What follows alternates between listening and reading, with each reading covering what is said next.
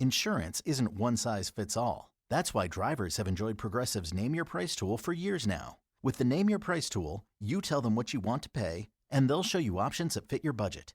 So whether you're picking out your first policy or just looking for something that works better for you and your family, they make it easy to see your options. Visit Progressive.com. Find a rate that works for you with the Name Your Price tool. Progressive Casualty Insurance Company and Affiliates. Price and coverage match limited by state law. Breaking down the teams you're passionate about. This is Scotty G and Friends on 97.5, the KSL Sports Zone. 97.5, the KSL Sports Zone, kicking off another edition of the show. Hope you're all having a tremendous Monday. It's over, folks. The long summer of our discontent has come to an end. Or winter of our discontent. Is that how it goes? What do you call 4 winters? Yeah. Scott Jor, Ben Anderson hanging out for the first segment. Ben, we can't thank you enough. There's a different vibe at the end of this year as opposed there was last year. I think now we had an expiration date to the tanking, and that's not saying that the Jazz are going to be great next year, but the certainty of what they're trying to accomplish is much different going into next year as what we've had over the last couple of years. Yeah, the narrative is different. And once they acquired Jaren Jackson Jr., that was apparent inside the locker room, inside the building, among media, among the fan base. Everything turned over. And now the Jazz have to legitimize that and justify it. But I do think you got a sense of that, though I do think there are still some very tired people inside the building after the last 4 years. I think it's been hard on people. Oh, I can't even imagine. And you probably, being around the team and being in the locker room as well, probably felt like like the cloud had been lifted a little bit when that Jaren Jackson trade went down. Oh, talking to important people inside the building, talking to unimportant people inside the building, which means other media members. Absolutely. You could fully tell. I mean, I've said this a few times, talking to Will Hardy after the trade, not about the trade, but just about the game, you almost couldn't get Will to stop answering a question. He was like, you could tell he was excited and his gears were turning finally again, that he just wanted to kind of expand and expound and expound and just give you more and more. And it's just like, oh yeah, he's excited. There's an energy now around this team that I think will officially start next month. And we'll see a week from now. They should do this coin toss to figure out where the Jazz are poised to pick and maybe know they're going to hold on to their draft pick or still have a 0.6% chance of losing it. But, I was talking to somebody very important, and they said, May and June are going to be really fun. They were excited about this. So there is some of that. So let's go through the scenarios here. Right now, the Jazz are tied for that 4th spot. Mm-hmm. So there will be a coin toss that will take place next week. Austin Ainge this morning said somebody internally, meaning with the Jazz, there was somewhat speculation, not from the league officially, told him that he thinks next Monday they're going to do this coin toss. Well, I wonder, is it over Zoom or is there somebody from the law firm of how do you actually Handy know? and Handy? I don't know. A law firm that men can trust. Right. That the Jazz can trust. Yeah. I'm really curious. So you got the coin toss, and then whoever wins that will be at the 4. The other team will be at the 5. If the Jazz win that coin toss, which they won't because they never win stuff that matters, they will. But if they do win it, they'll be 4, and they'll be guaranteed that spot because you can't drop any lower than 8. They can't fall further than 8, but they do still split the draft odds with Sacramento, the lottery balls. So the Jazz, regardless of what happens, coin toss or not, they do have a 45% chance of moving into the top 4 and a 99.4% chance of holding on to their pick. Even if they lose the coin toss, but if they win the coin toss, that 0.6% chance goes away. So they can't improve their lottery odds by winning the coin toss. All they can do is ensure that they hold on to the pick. So they might be able to gain 1 or 2 lottery combinations because if there's an odd number, and I've never been in the lottery room. You get something like 1,500 lottery combinations. Yes. It's a huge number. There's 10 or 20,000, I think, combinations. And you just get a book, as my understanding. It says your numbers are from 1,500 to 2,800. Those are your numbers. So when the first lottery ball comes out, if it's 15, okay, it's in your range. And then is it going to actually stay at 15 in your range, where you are? And if there's an odd number between the Jazz and the Kings, the Jazz will get 1 more combination. But that, not meaningful in the slightest. No, okay. So obviously you've got the coin toss, and then May 10th is the biggest day in Jazz franchise history. Scotty, I think you and I doing the? No, I mean we did the whole lottery at JCW's last year. Yeah, 2 years ago. 2 years ago, you and I did it because they did yeah. it on Sunday. Yeah. Last year they must have done it on Monday. I don't remember. But this year again they're doing it on a Sunday. So I don't know, me and Chandler or you and me or whoever will be here. I'm sure we'll listen to what Lloyd tells me to do. Whatever Lloyd tells. Yeah, whatever Lloyd says. Yeah, I'm available. But yes, we will be watching to see how far the Jazz fall or rise. You just guess you never know. it's really Rise, Ben. Rise. They rise. Great. Put it in the atmosphere. Sure. we're gonna put that out there that the Jazz are gonna be having a top 3 pick. All right, so give me your tiers on the draft, and I know you haven't spent a ton of time. I'm ready though. I got to put my hat on. exactly. Like I got to turn the page. We're all now going to be in draft mode. But is it 1, 2, 3, and then is that tier 1, or is it 1 and then a tier 2 and 3, or how do you see that shaking out? I still think it's 3. I really do. I still think, that people, and I did as well. You kind of worry like, I don't really remember a lot of big dunks from Cam Boozer. Yeah. It's like, well, what was the last good Julius Randle dunk you remember? It's like, well, now give Julius Randle perfect decision-making, and you have Cam Boozer. It's like, oh, well, Julius Randle's a good player. He's a really good player, and if he made the right decision every time he touched it, maybe he's a great player. NBA teams are really smart. They will know that, and AJ and Darren Peterson, and I think that's the group at the top, certainly. And then there's Caleb Wilson at 4 by himself, who, we didn't get to see in the tournament because he broke his hand. But he just has the measurables and the athleticism, so he's a different caliber of player than everybody behind him. And then you get into this group of guards, really, that is, Darius Acuff and Kingston Fleming and Keaton Wagler and that, maybe Braden Burries. There's some names there that get a little hairy, and it's going to be team preference at that point. Is there a point in the draft where the Jazz shift from best player available to drafting by need? You shouldn't ever. Yes, I know. Teams do. I do think the Jazz might need more defense and size. And so that might lead them towards a player like Burries from Arizona versus Darius Acuff, who's little but scores a lot. But the Jazz don't need little and they don't need scoring. Exactly. So is that need? Sure, you're drafting by need there because I do think there's a real world where, Darius Acuff is scoring 25 points a game. And that's probably a better player than what the Jazz need. But, this is kind of a funny – I was thinking about this yesterday. You go back and you look at the Keontae George draft and all the things that teams got wrong. And Jazz really nailed it with Keontae at 15, even though we didn't know that at the time and probably didn't know that until this year. Yeah. But, man, all these guys around him that were guards are out of the league, and Kobe Buffkin's not playing anymore, and I don't know, all these different guards that were in that conversation. That's a name I've totally forgotten. Yeah, I mean, Nick Smith signed a 10-day contract or whatever, rest of season 2-way contract with the Lakers yesterday. It was like he was in the draft with Keontae, was right in that conversation. It's like, okay, so Cason Wallace was drafted ahead of Keontae. Cason Wallace does some things that the Jazz desperately need. He's a A-plus defensive player, decent point guard. But you look at his stats, he's averaging 8, 3, and 3. It's like Keontae averages 24 and 7. That's a way better player. Would you rather have Cason Wallace or Keontae George? I mean, truthfully, the answer is Keontae. Well, if that's the case, then you got to take Darius Acuff over Braden Burries.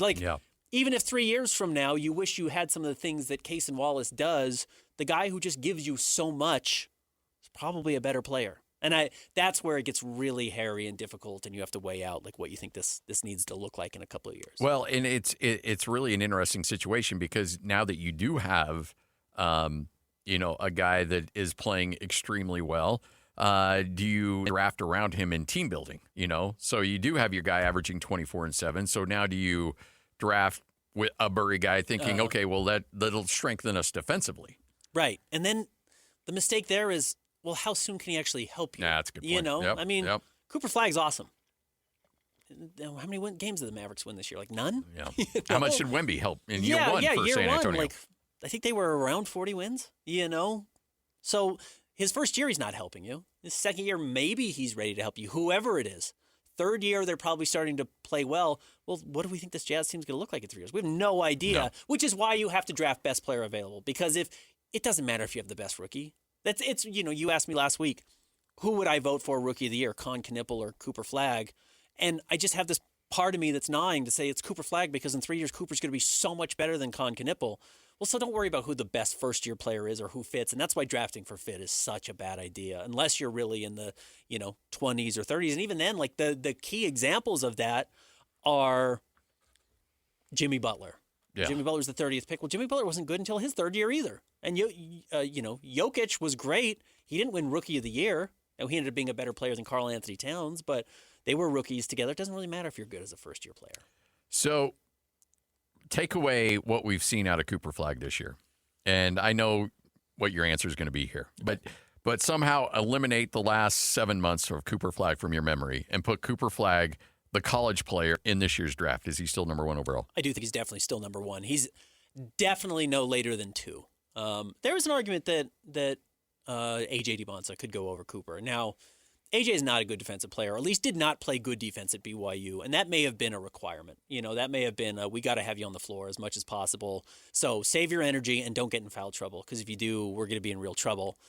Cooper didn't have that advantage at Duke. He had to play both sides of the floor and, was the best player. I do think Cooper would go number one. I'd have to go back and look at, exactly what his points per game were, but, he's also he's the same age as A.J. DeBonsa. Yes. He reclassified. Yep. You got to remember, he was supposed to be in this draft class. So, he's already probably a top 100 NBA player, if not better. You think of how good he would have been in college this year had he gone back for his sophomore season. He was as good as these guys were a year ahead of them. I think that still would have given him a major edge that he's a year younger than all of those guys. Was that Cooper in his camp playing the long game? I wonder if they were a little afraid of this class being so deep and recognizing that last year's class, while good, didn't really have a rival for him. So I was a little surprised that they made him jump a year up. That's not super common. In fact, for a while, we've seen teams push him the other way, Yeah. especially like 7th and 8th graders. That's where it's starting to happen. So Braden Burries, who we were just talking about from Arizona, is a true freshman. He's older than Ace Bailey by a full year. And I think that's probably what happened there. He probably got reclassified older when he was a much younger player. So, yeah, let me pull up. I'm honestly really curious what Cooper put up at Duke. You bring up that, and I wonder if this happened with Cooper to a certain extent. I don't know much of his history, but I'll go to, and I think you'd be fine in me giving this example, but Pace Mannion's son, Nico, they reclassified him back when he was that 7th, 8th grade, and then when he was a junior, they're like, okay, he's had a schedule, then they pushed him back up. And so he ended up exactly where he was supposed to be, even though it appeared that they pushed him forward, when in reality, 5 years previous, they pushed him back. Right. And I will be curious if the NCAA gets through this rule of you only have X amount of years of eligibility, After 19 to 24, whatever they say it is, a 5-year, flat 5-year run.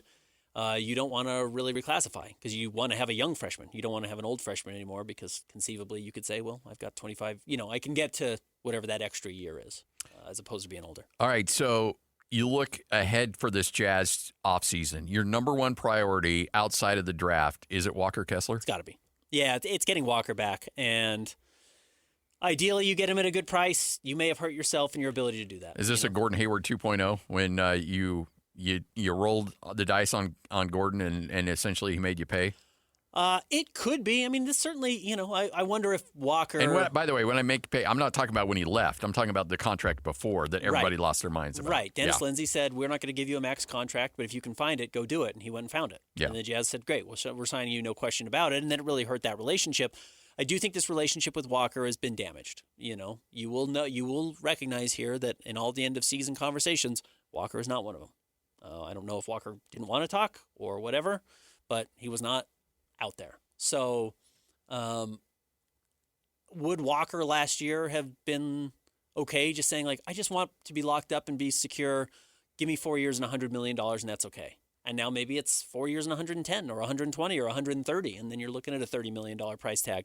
I have no idea. I don't know if the Jazz even offered him a contract. I was told very early last year. Now, it was after free agency started, I believe.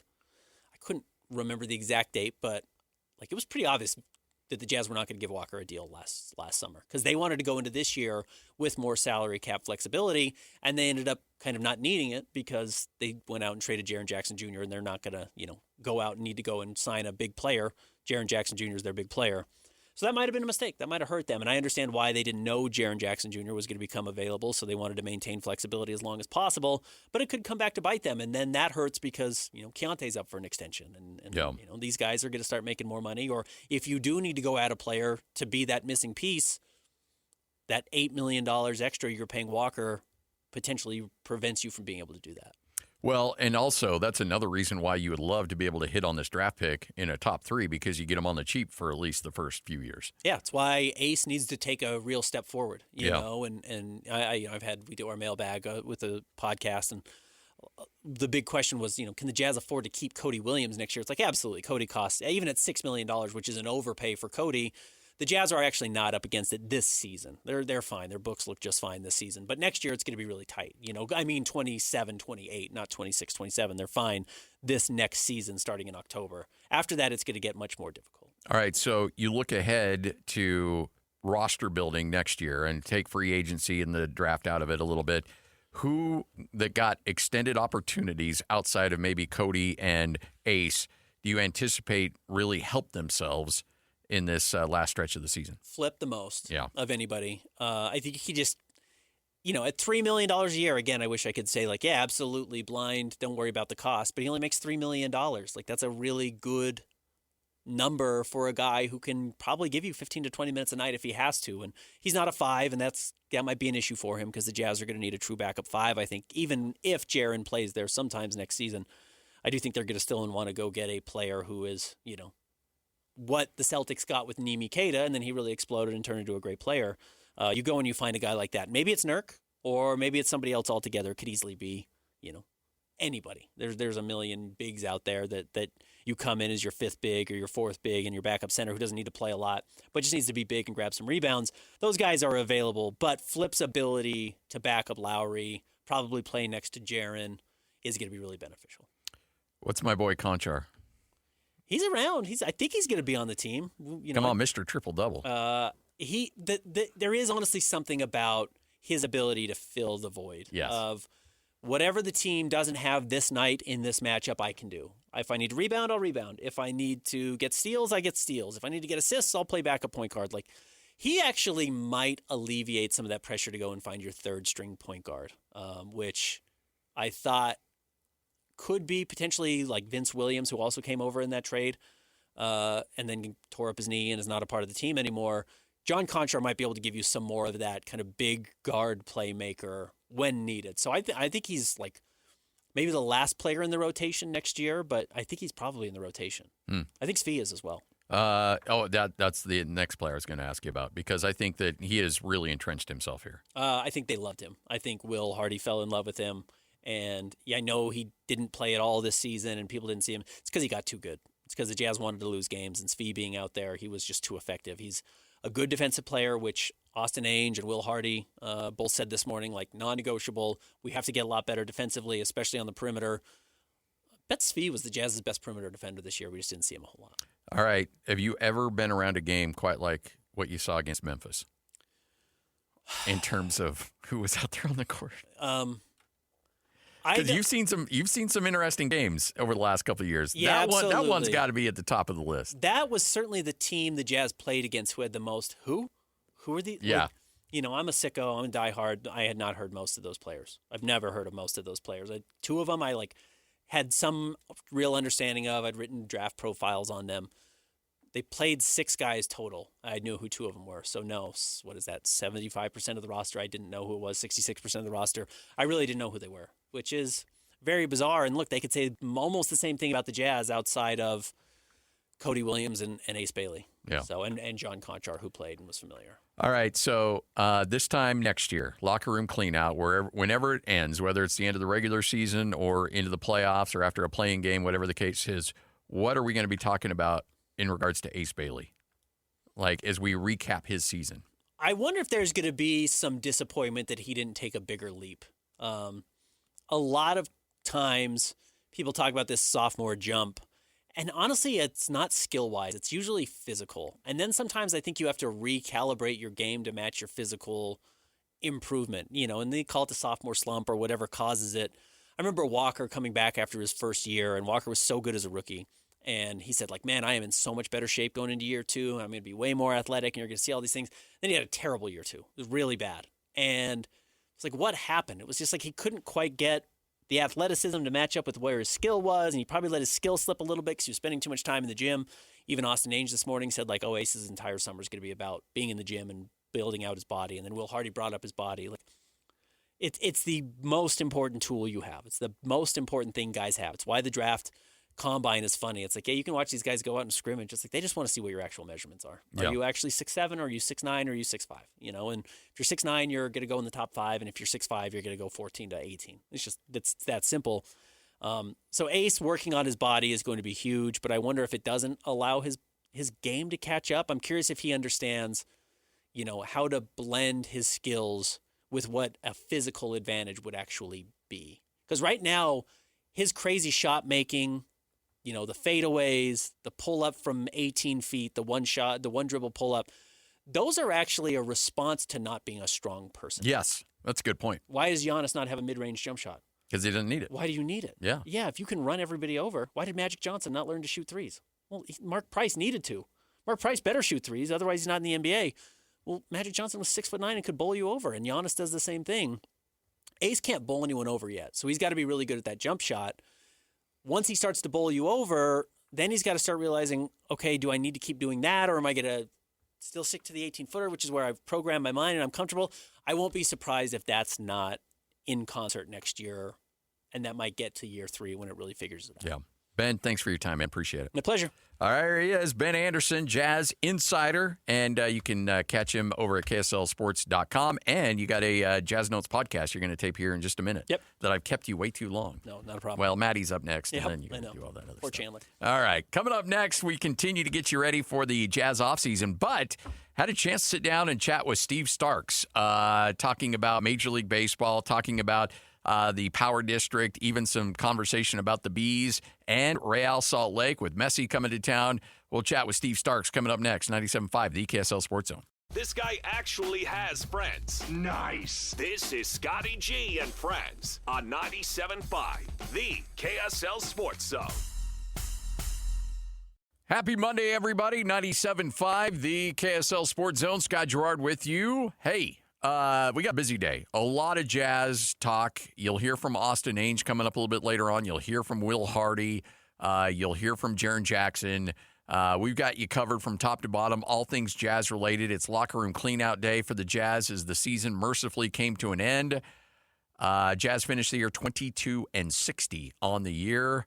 I do believe, though, that this is going to be the last time we're going to see a 20 in front of the Jazz regular season win total. You're going to see wins going forward. Now, look, I'm not going to say this team's a playoff team. I don't know what it's going to look like next year, but it will be significantly better than what you've seen over the last 2 or 3 years.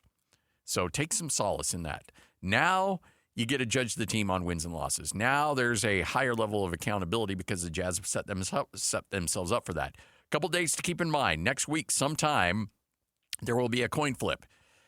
If the Jazz win that coin flip between them and the why am I spacing who they're going up the coin flip with?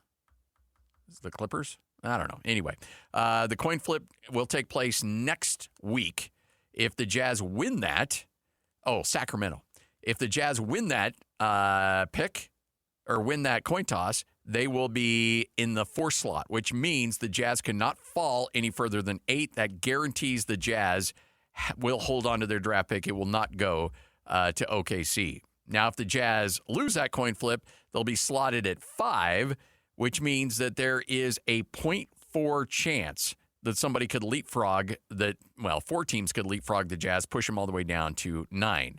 So, again, the likelihood of the Jazz not drafting, very, very slim, but there is still somewhat of a chance. Then after that, May 10th, that's when all the excitement happens. That's your NBA draft lottery. That's when we'll find out exactly where the Jazz will be picking coming up in the end of June, and then there is your NBA draft. So there's your schedule of events to look forward to after the Jazz end up losing the game to the Los Angeles Lakers last night and get ready for the long offseason. All right, had a chance to chat with Steve Starks. This aired on KSL TV on on Saturday and Sunday nights. Now, you only heard about a 4-minute version of this. This is 12 minutes. Where I had a chance to sit down and chat with the CEO of the Larry H. Miller organization, and certainly baseball coming to mind. We even talk a little bees. We even talk a little dirty sodas, and a lot of stuff going on with the Salt Lake Bees and Real Salt Lake. But let's be honest here. It all comes back to Major League Baseball. It all comes back to expansion for Major League Baseball, and it all starts with the development of that power district. I had a chance to ask Steve on the progress of that. It's a remarkable site, and I think for a lot of years it probably went unnoticed. But when you think about the proximity to I-15, 215, I-80, tracks line from the airport, 5 minutes from downtown, it's this 100-acre plus site that's the perfect location for a future Major League Baseball stadium. And so our team's been hard at work since we announced nearly 3 years ago now our intent. And so we've hired, as an example, Field Operations, which is one of the world's foremost landscape architects, to come and redesign and restore the Jordan River right there in that area. Now, we're going vertical on the tallest commercial office building in the state that's being built right now, a 10-story glass building on site. And we're working closely with the State Fair Park. We'll have some other announcements in the coming years, but we're really excited about that site. And as it relates to Major League Baseball, that's so important because most expansion candidates don't have a location, they don't have a public-private partnership, they don't even have an ownership group. And when you think about our readiness, we check the box on all of those things. We have a proven ownership group with the Miller family. We have this tremendous site close to downtown in our capital city, which is important to Utah, that we keep our professional sports downtown. And we have this amazing market, youngest population, fastest growing state, great economy. And so there's a whole lot of things that we like, not only about that site, but that site as it relates to Major League Baseball. I'm sure you can't go to a gas station or a grocery store and ask for timelines. There's so many things that need to take place before that even becomes a conversation with Major League Baseball. So the point of emphasis is, let's make sure that we're ready, and when they're ready, we'll be ready. Yeah. Stephen Nesbitt for The Athletic wrote an article, and a national article, and it said essentially, we are a front runner. And it's nice that we're considered as a front runner. It's nice that people across the country are acknowledging all those boxes that I just talked about that are checked, that we're ready. But we want to continue to be on the offense, and we want to be shovel ready, literally, when Major League Baseball says we're ready to announce an expansion process.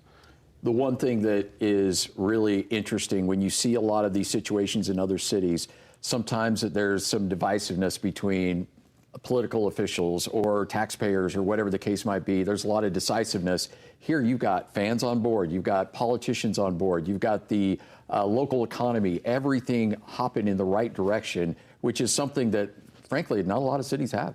No, and it speaks to Utah's culture right now. We're just doing a lot of things well. And you can have a Democratic mayor in Aaron Mendenhall, who is an amazing champion for Major League Baseball and sports, with a Republican governor in Spencer Cox. You can have the Senate President Stuart Adams and the Speaker Mike Schultz, all with their own political maybe ideology or differences at times, but they're all united on an issue like this. And the lack of dysfunction gives us a competitive advantage. Not to mention that we have business and civic leaders, a fan base that's passionate for baseball and sports. And so we're in a really good position. We're fortunate to be part of this community in this state. How much of what you've learned from America First, the ballpark at America First Field, is somewhat of a trial for what could potentially come down the line? Yeah, we've learned a lot. Last year we had a remarkable opening season out there, and USA Today named it one of the top 3 minor league stadiums in the country.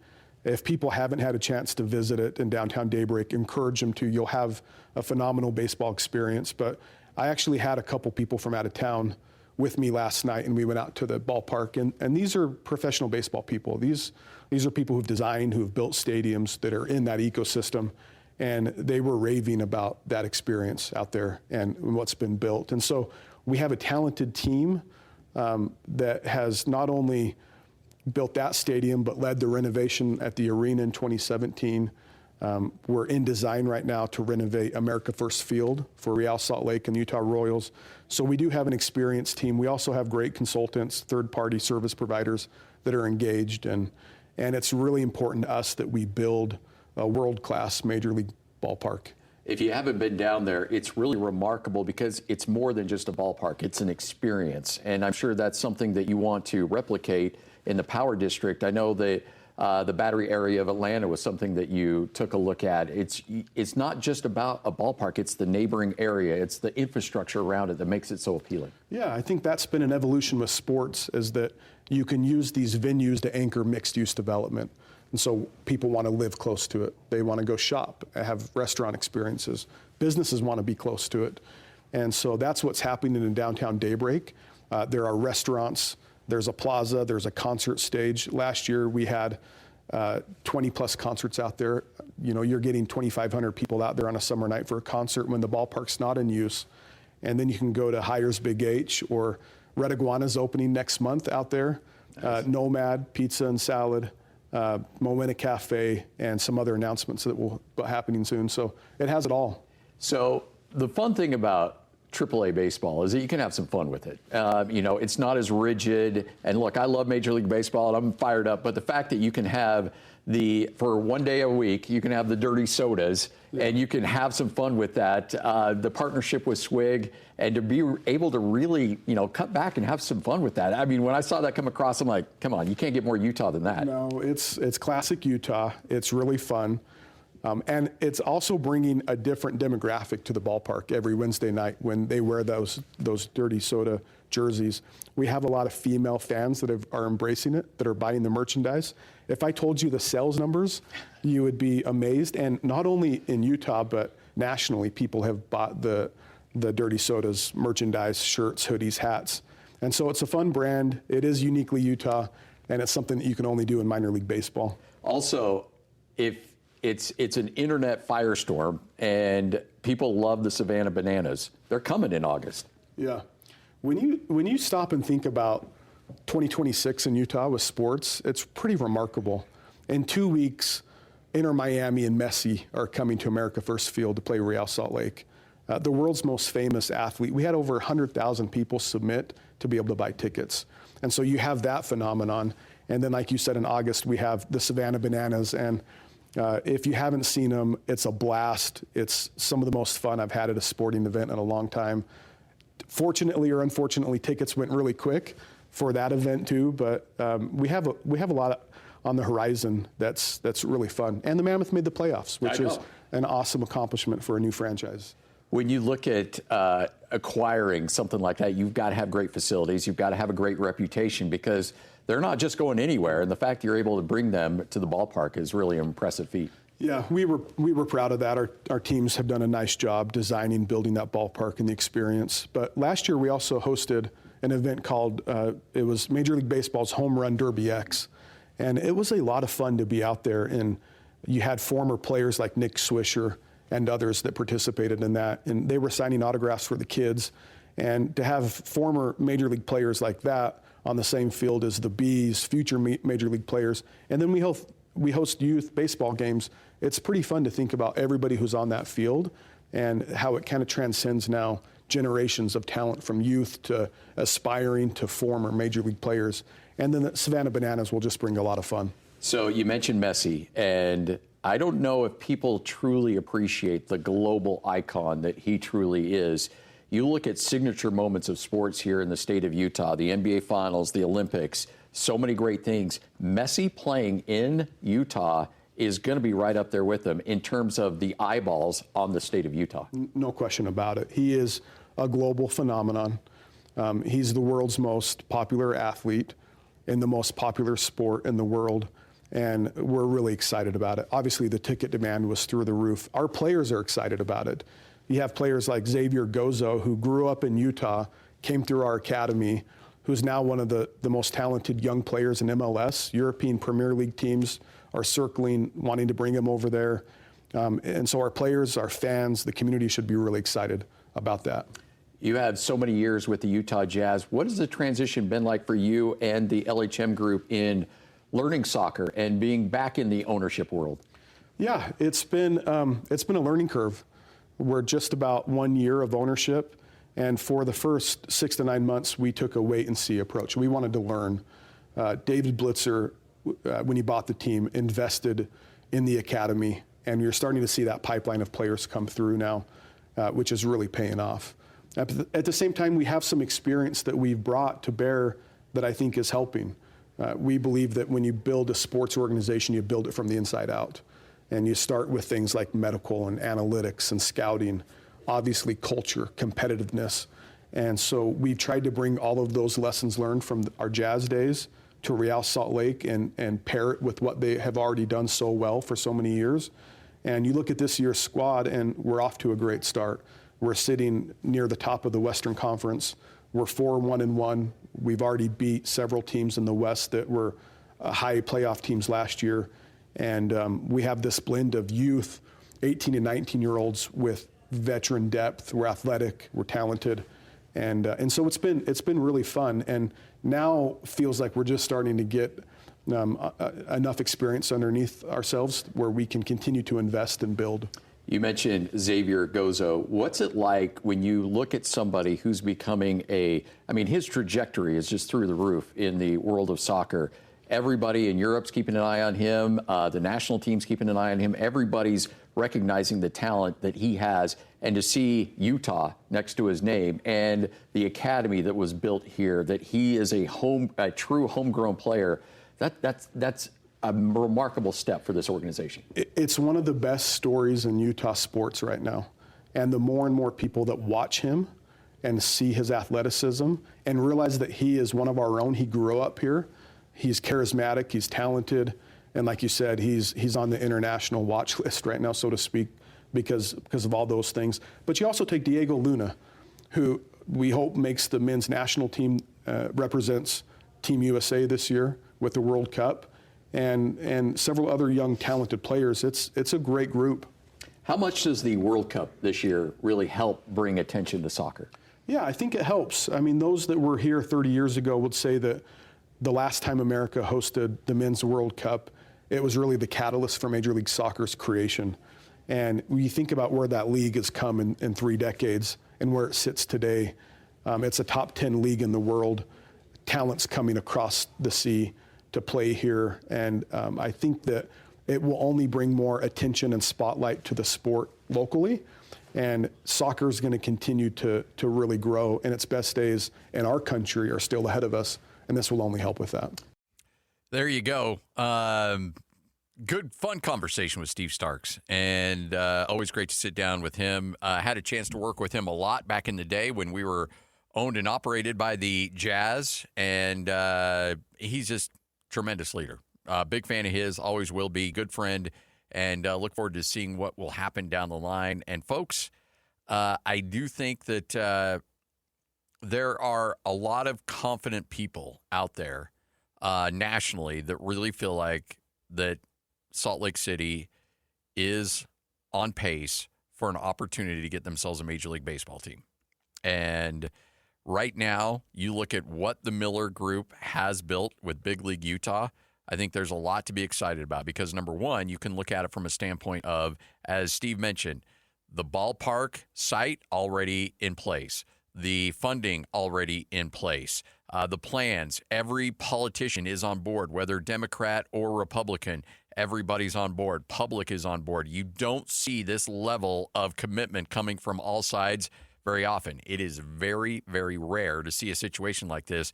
That, coupled with the economic foundation that's already built here in the state of Utah, a young population as well, you look at all these factors coming together, and it's pretty easy to see why Salt Lake City is a slam dunk in terms of acquiring a Major League Baseball team in upcoming expansion. And it would not surprise me somewhere in the range of 2030, 2031, this time of year, to be talking about a first pitch down in downtown Salt Lake City. All right, 1247, what you may have missed coming up next, and you'll hear from Austin Ainge at 105. This is 97.5, the KSL Sports Zone.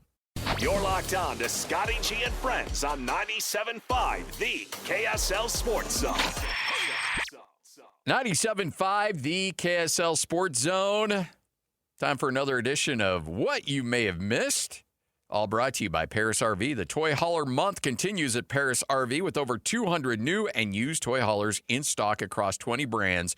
They're sure to have what you're looking for. See them at any of their 4 locations or at parisrv.com. I am bound and determined to get myself one of those toy haulers. I just want to just go out in the woods and just enjoy it. I don't want to set up the tent. I don't want to do any of that. I want to enjoy the outdoors and then sleep in a nice toy hauler. With you with like a little toy hauler. Maybe the little vans are cool too. Yeah, those little traveler vans. Maybe not quite David Locke style, but that's you start getting bamboo.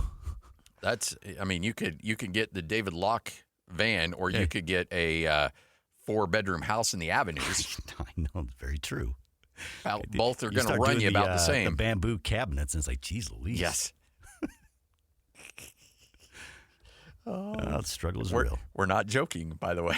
No. We only speak the truth. Hey, the Pacers kind of went on a downhill slide, probably because some guy named Tyrese Halliburton was not available to the team. Now, I remember having a conversation with I'm not even going to bring up their name, legendary sports figure here in the state of Utah. All right, was a part of and still is a part of the sports society here in the state of Utah since the 70s, 80s. Fixture here in the state. And they've played the game, they coached the game, they've been all over the place. And they told me once that the worst pain they've ever felt in their entire life was a recent bout that they went through with shingles. Now, you think of shingles, you think of an elderly person. No, Tyrese Halliburton just dealt with shingles. It's no joke, folks. If you've ever had it, you know what I'm talking about. Fortunately, knock on Formica or whatever this is here, I have never dealt with it, nor will I ever have to deal with it. But my goodness, Tyrese Halliburton said that he dealt with a 2-month battle with the disease. Now, remember, he shredded his Achilles, so he didn't play at all last year. So he's going through rehab, trying to fix the Achilles, and now he's dealing with shingles. He could not even go in front of a camera if I wanted to because my eye was basically closed shut. Said it was all over my face. He said I even lost part of an eyebrow over it. I don't know how you lose an eyebrow. He said I gained a lot of weight because of the medication that I had to take. And it has been one of the worst things I've ever had to deal with. Far worse than dealing with the Achilles. Wow. I have heard that it's like pins and needles all over your skin. Yeah. Like I've heard it's awful. My dad had it, and fortunately, I think he caught it quickly and was able to get some medication. But apparently, it's like really bad. So Halliburton said that his father got it and passed it on to him. And he would say, Halliburton said, I would tell anybody over 50 years old to get the vaccine. This has sucked. So apparently you can contract it if you're over 50 and then pass it on to somebody. I don't know, like Tyrese Halliburton certainly isn't over 50. So is that when you're supposed to get that shot is 50? I don't know. Yeah, I don't know. But I would like to take the shot as soon as possible. Yes. So I don't get it. I know a lot of people are angry about vaccines these days. That one I'm all in on. I'll take it. I'll take it. I really don't want to deal with it. Yeah. I want no part of that. So is it if you didn't have chicken pox as a kid, you'll get it? I know shingles and chicken pox are related somehow. I'm not exactly sure.